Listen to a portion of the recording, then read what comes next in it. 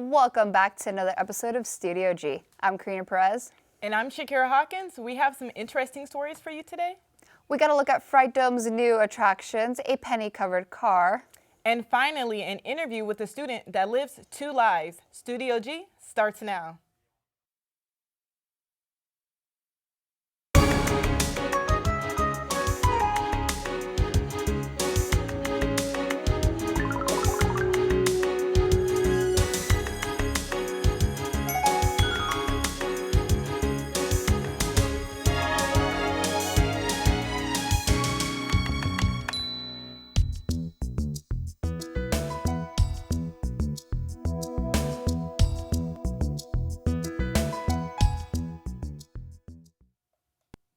After 14 years, First Friday is still a treasure gem vital to the Las Vegas culture. Reporter Rio Lockenlally has the story.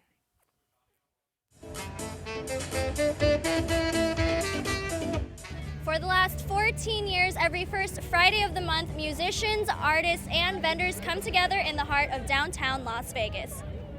I see that it brings a lot of different type of cultures around, and then people get to see the arts and different activities they have out here. I like the live shows. A lot of people get to do their own little thing and really express themselves.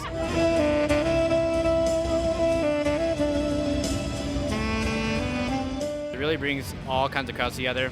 You have like kids walking around, you have families walking around. So it's just a gathering of every type of person. Not a lot of people associate Las Vegas with like a thriving cultural art scene, but it exists here.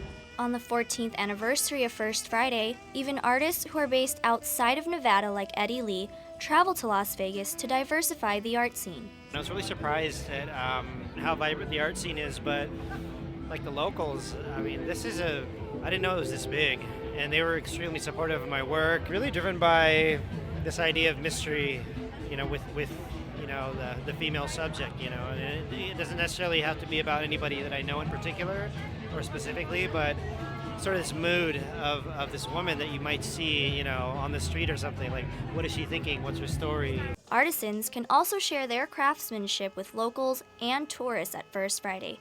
And after 14 years, the festival continues to support the arts and inspire the Las Vegas community. If you have the chance to come to First Friday, really, really recommend it. You see a lot of great artists, different kinds of people, and if you want to share your art, definitely come down here.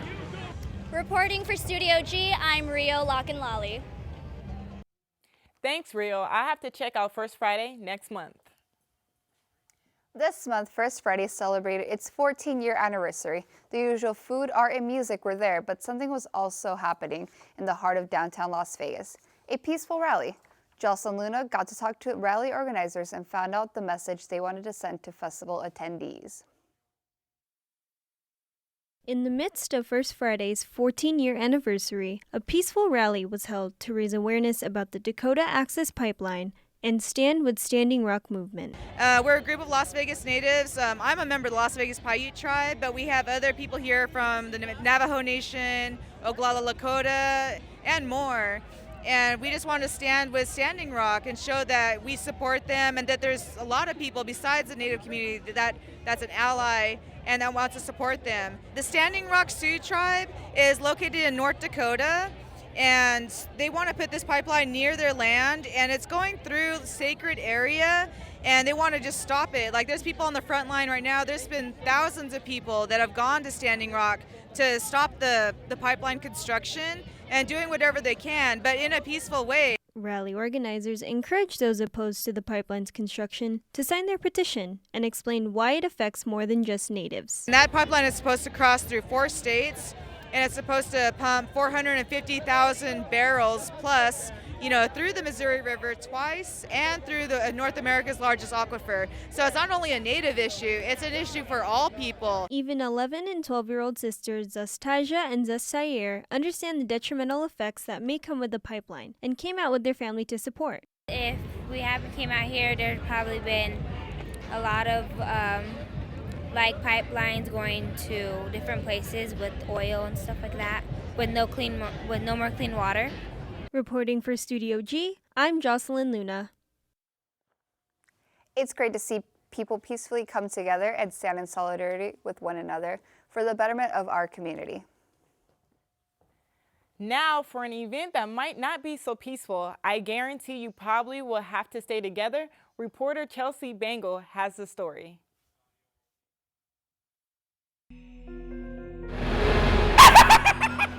If you're a fan of clowns, chainsaws, and whatever that guy is, then Fright Dome inside Circus Circus should be on your bucket list this Halloween season. Fright Dome is 250,000 square feet of terror. I take over the Adventure Dome at Circus Circus, which is their indoor theme park. This year, Fright Dome will feature 6 haunted houses, with the theme being Five Nights at Freddy's. We've taken Freddy Fazbear's Pizzeria, and now you're immersed yourself in the game, so it's pretty darn cool. You actually get to go through and try to avoid the animatronic characters that come to life and try to kill you. Whether it's your first or 14th year, Fright Dome promises to deliver something completely different from the last. We don't just change out one haunted house, 2 haunted houses, we change out all 6 each year because we appreciate the fans coming back each year. One in particular is Ouija, a supernatural experience where you enter with 3 and exit alone. That is, if you survive. This haunted house starts out in a group of just 3 people, and then you get into a couple rooms in, you sit down and have a seance, and from that point on, you go through all alone. So we break you up from your group. So this is a fun experiment. This haunted attraction is a year-long process to ensure fans get a great experience. I enjoy seeing the people come out of the haunted house with a smile on their face, knowing that they just enjoyed themselves, and that's what I like. That's my payoff, is seeing all the thousands of people that come out each night and they really enjoy this event. Whether you're 14 or 40, Fright Dome is sure to give you the scare you're looking for. It's not just go to your corner trailer haunt and literally you're out in 5 minutes. I mean, you can spend all 5 hours here with us and still not see everything. Fright Dome will be here all throughout October. Make sure you come to see this event before it's gone. For Studio G, I'm Chelsea Bangle. Well, hello. Goodbye now.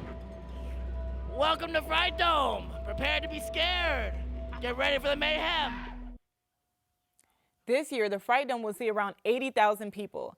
This Halloween season, tickets are on sale at thefrightdome.com, or you can purchase them in person. Good luck. One North Carolina man is making news for gluing 51,300 pennies to his SUV. Some said it was crazy, but to him, it makes quite a lot of sense. Larry Hall's 2000 Chevrolet Blazer was white before he decided to cover it with pennies. Although it took a lot of hard work to get all 51,300 pennies onto his car, Hall finds it quite worth it. I had to put them on one by one, and it took like 7 weeks, 6-7 hours a day, and it took 80 tubes of silicone glue and 3 gallons of fiberglass boat glue. Well, it was supposed to have been all heads, but there's a very few on there accidentally got on their own tail somehow or another. But when you're gluing that many pennies, you're liable to mess up at anything. With all of this effort and hard work, the Chevrolet weighs more than it previously did and became a little bit more difficult to maintain on the road and even in the garage while he worked on it. The hood is so heavy that I had to prop it open. Watch it when I let it go. Now sometimes if you slam the doors real hard, ooh, some of them jarred off. Let's see how many of those. They will come off, but I have a little glue kit in there and I just get them done and put back on there. Hall said he was proud with his work since he turned his Chevrolet into a Lincoln.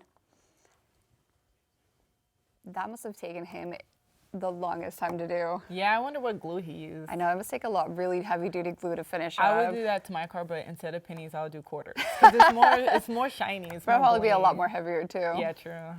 Turning corners. Right. Next up, we have your weather forecast for today. Stay tuned. As far as Studio G, at first it looks overwhelming, and at first it looks like it's a lot of work, but I'll tell you what, it's the most beneficial class I've had at UNLV to date, without a doubt. you get to not only develop stories and work on your interviewing skills, your editing skills, and your shooting skills from a camera perspective, you get to work on all the equipment that's in the studio.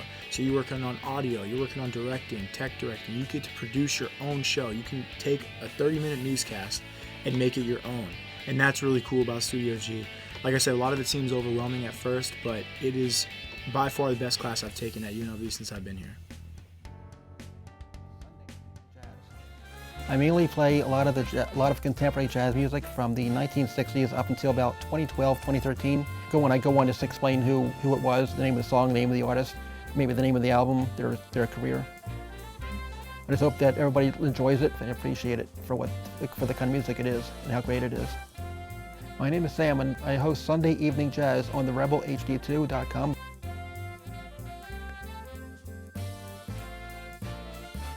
Walter from Deep Thought. My name is Bruce Gill. I'm the host of La Alternativa. Perfect Music Radio with me, Lily. My name is Sam, and I host Sunday Evening Jazz. I am Rockin' Gemini. This is Jalen Young on More Than Music Mondays. And listen to us on the Rebel HD2.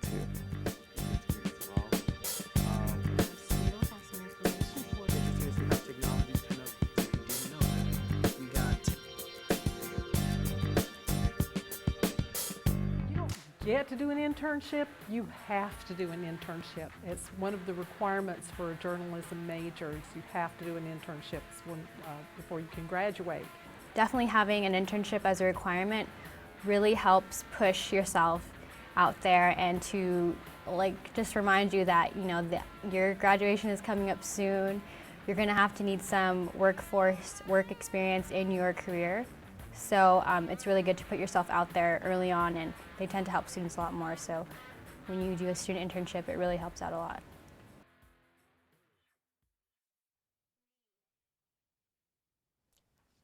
Good afternoon, I'm James Schaefer, and I have your weather report for today. Really not all too that shocking. We're looking at 88 degrees Fahrenheit for a high, pretty much a straight carbon copy of what we had yesterday. Looking down below, we do see those mid to low 60s that we'll be seeing, but we're going to be seeing a lot of those for the rest of the week. Looking at the rest of the forecast, we will be seeing pretty much the same exact thing. We're looking at the same week that we had last week and staying in those mid to high 80s. Doesn't feel like fall, I know, but we're getting there. It doesn't look like it's going to get much hotter than it currently has been this week. Looking at the rest of the country, though, let's go ahead and look down here at the Gulf Coast. Now, to the right behind me, we have Hurricane Nicole, which just became a Category 4. Now, don't worry, it's not going to hit the U.S. mainland at any point in time. But what thing we should look at is up here in the northwest, we'll be seeing some cloud coverage coming down, straight down from Seattle down to Las Vegas, and we will be seeing a little bit of that. So going off of that, we will be seeing some of the same weather that we've been seeing across the country, those mid to high 80s, those low 60s, not anything too extra. But let's go ahead and look at the valley, and let's look at those temperatures and our highs.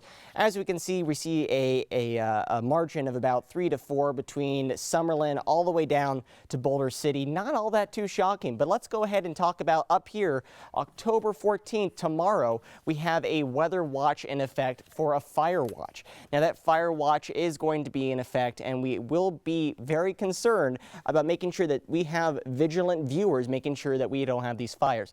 Now just to understand the difference here between a warning and everything else, the warning is, or the watch I should say rather, is just making sure that we are looking at brushes, making sure we're looking at some dry timber that we have a lot of here in town, and make sure we don't have exactly what happened in Sun Valley, as you can see right here. So what happened in Sun Valley is we had over here a fire where it started out at a farm.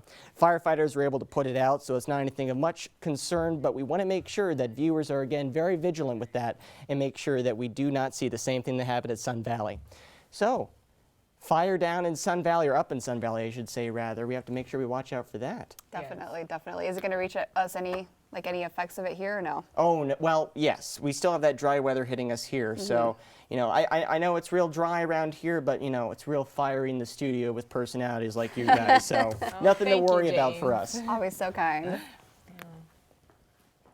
Once every year, Las Vegas goes back in time to the age of chivalry. Kings, queens, gypsies, and knights gather at Sunset Park to celebrate all things medieval. Reporter Sherelle Morris shows us life in the Renaissance. The Las Vegas Renaissance Fair has been taking our city back in time for over 25 years now. I got in and decided to see what all the fuss was about. Whether it's the food, Definitely the turkey legs. There's like the absolute must do. the costumes, Definitely, they're all like handmade. We'll spend time on them. or the entertainment. It's hard not to be mesmerized by the annual Age of Chivalry Renaissance Fair. There's just so much to do. I like to come in and get weapons. I collect them. New axes, new swords, new daggers. It's no wonder why everyone keeps coming back to the 15th century party. Join my troop of horse. This fair is really cool. I come every year. It's really fun to dress up and look at all the shops. This is my first year. I wish I knew I was like a pirate or something. I've been going here for about 5 years. Absolutely love it. Tons of fun. You get to see a lot of things. The costumes are amazing. The shops are a whole lot of fun, and it's just a wonderful activity to do and enjoy yourself with. Unfortunately, we'll have to wait until next year to visit the Renaissance Age again. But until then, here's some survival tips and must-dos. Bottled water and something for shade. And then the Smith shop is the absolutely awesome thing to see. Definitely go see the jousting. It is definitely worth it. You get a deep fried cinnamon and funnel cake. Yeah. Reporting for Studio G, I'm Sherelle Moore. If you're thinking of throwing on some robes or rocking a kilt at the next Renaissance Fair, regular attendees say always bring plenty of water, cash, and a big appetite for all the food. The Age of Chivalry will be back next October. More than Music Mondays. Rap, hip-hop, R&B too. I like to play like any new upcoming music, new albums, new mixtapes. I like to open up with maybe kind of like a hype song that gives people energy. Just play any type of good music and then give people like a rundown what's going on currently in hip-hop. Just good vibes, good music. A lot of radio stations don't keep up with playing good music. So that's really the goal. This is Jalen Young on More Than Music Mondays. Check me out on the Rebel HD2. The show's name is the Rebel and Revolt Show. Pretty good show about, just someone who will actually talk about UNLV the way an outsider might feel. We talk about current events, we talk about politics, try to take an offensive swing with it. Sometimes it's hit or miss, and then we talk about, the little things in life that everybody laughs about. And we are the Rebels and we are revolting. My name is Jameson Wilk and I run the Rebel and Revolt Show, and you can tune in at therebelhd2.com. Sunday evening jazz. I mainly play a lot of contemporary jazz music from the 1960s up until about 2012, 2013. When I go on, just explain who it was, the name of the song, the name of the artist, maybe the name of the album, their career. I just hope that everybody enjoys it and appreciate it for the kind of music it is and how great it is. My name is Sam and I host Sunday Evening Jazz on therebelhd2.com.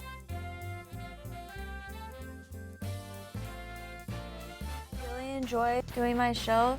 I love all types of rock, and that's why I'm doing Rock Through the Decades. We play the 50s all the way to today's rock music or rock bands. I want them to get the appreciation of how much rock has changed over the years and how it's still really great. You can never kill rock. I mean, rock is like the way to be, the way to go. The name of my show is Rock Through the Decades, and I am Rockin' Gemini. You can listen to this on the Rebel HD2 network. Bienvenidos de nuevo a Studio G en español. Mi nombre es Jennifer. Y yo soy Sandy. Gracias por estar con nosotros en otra edición especial, construida para la comunidad latina.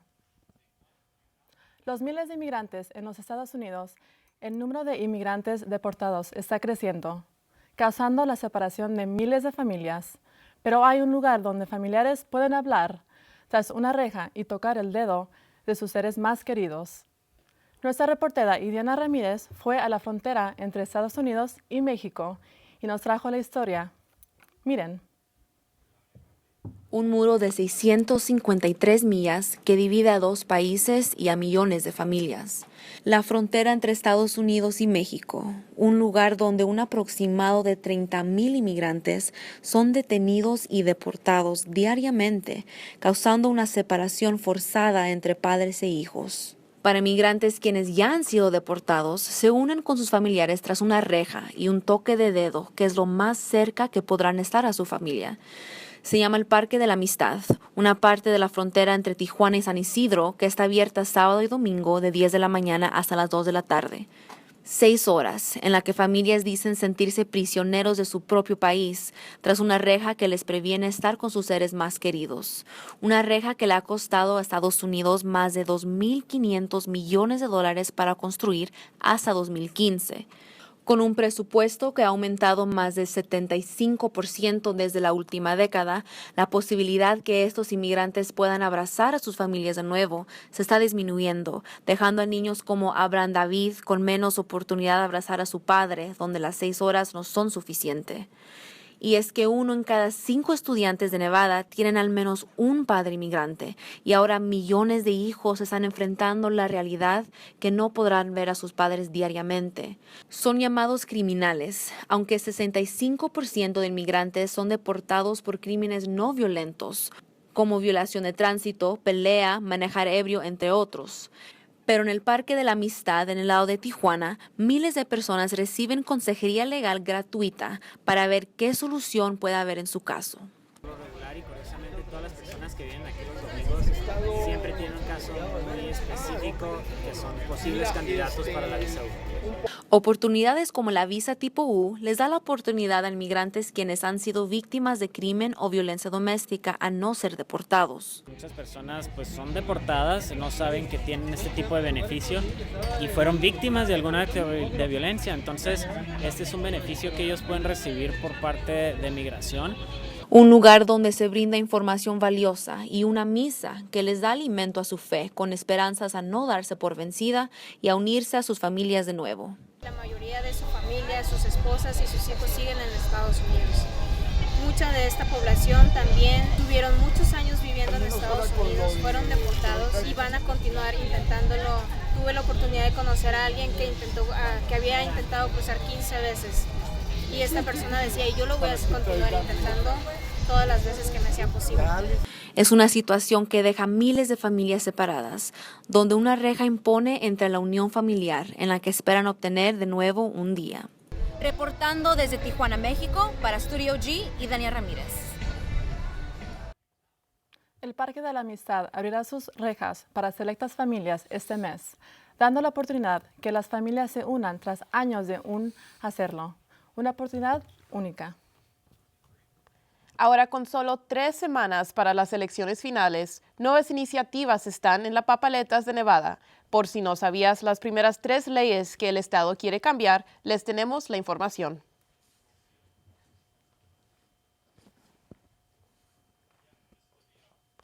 Requiere que una persona sin licencia, quien desea vender o transferir una arma de fuego a otra persona, conduzca la transferencia bajo un vendedor de armas licenciado quien tenga una verificación de antecedentes, o sea, necesitas tener un background check para comprar o vender una arma. Nevada actualmente no requiere verificación de antecedentes durante la transferencia de armas entre individuos sin licencia. Encuestas determinan que 63% de nevadenses apoyan la iniciativa. Pregunta 2. Legalizar el uso recreativo de marihuana de 1 onza o menos para personas mayor de 21 años de edad. Permitirá la posesión, consumo y cultivación de marihuana. Creará un nuevo impuesto al consumo de 15%, donde los ingresos se darán para enforzar la ley y para escuelas. El uso de marihuana medicinal es actualmente legal en el estado, pero no es recreacional. Pregunta 3. Requiere un mercado de energía abiertos y más competitivo, brindando la oportunidad a quien otras compañías, además de Nevada Energy, forman parte del mercado, eliminando el monopoly de energía. Esto brindará la opción de tener otras maneras de obtener energía en el estado. Encuestas determinan que el 70% de nevadenses apoyan la iniciativa. Si estás a favor o en contra de algunas de esas iniciativas que estarán en la papeleta, recuerda votar este 8 de noviembre. Cambiando de tema, desde hace 20 años el Museo Hispano de Nevada ha abierto sus puertas a la comunidad de Las Vegas, promoviendo la cultura hispana. Tuve la oportunidad de ir y aquí les traigo la historia.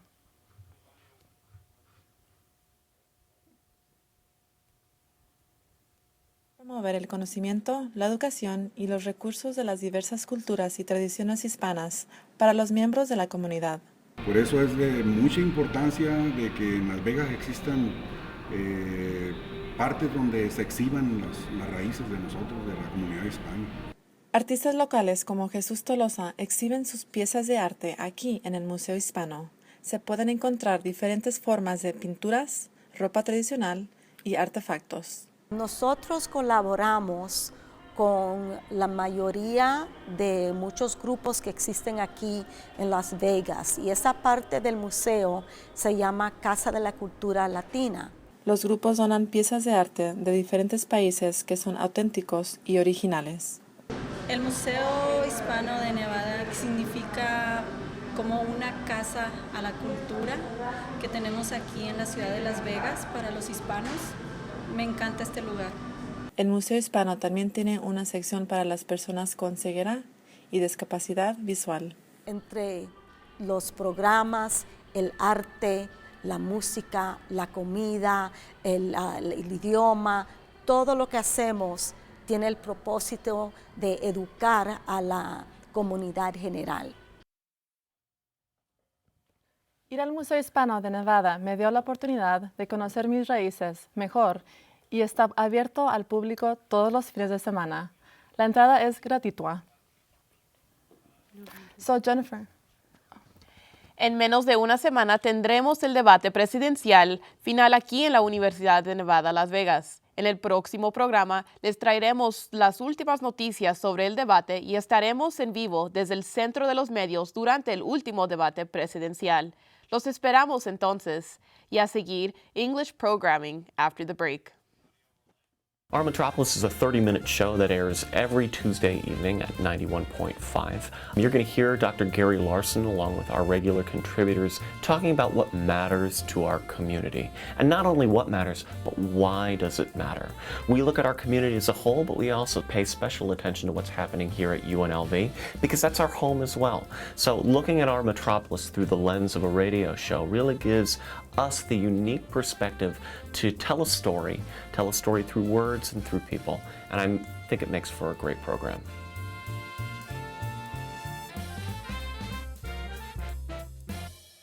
Oh, the station's great. You make friends, you gain skills, you learn how to do all this stuff with audio.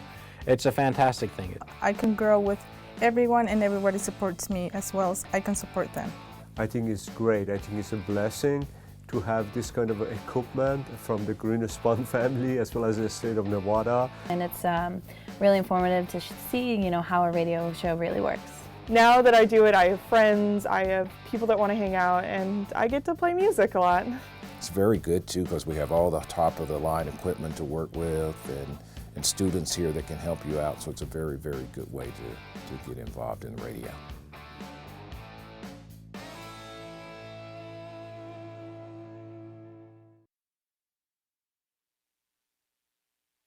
Their new toy that is giving senior citizens something that's more than a little rough. The toy company has made a new companion robot dog and cat for aging seniors to bond with and grow a friendship with. These pets, although cold and robotic, are covered and in soft fur to simulate a real-life pet. They purr, bark, and cock their heads in the direction that they are spoken to.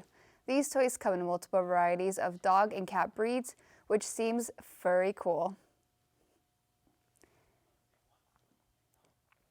A dog resort that has been around for 10 years is being praised for the ultimate care for the resident doggy district. Started in 2006 by pet owners.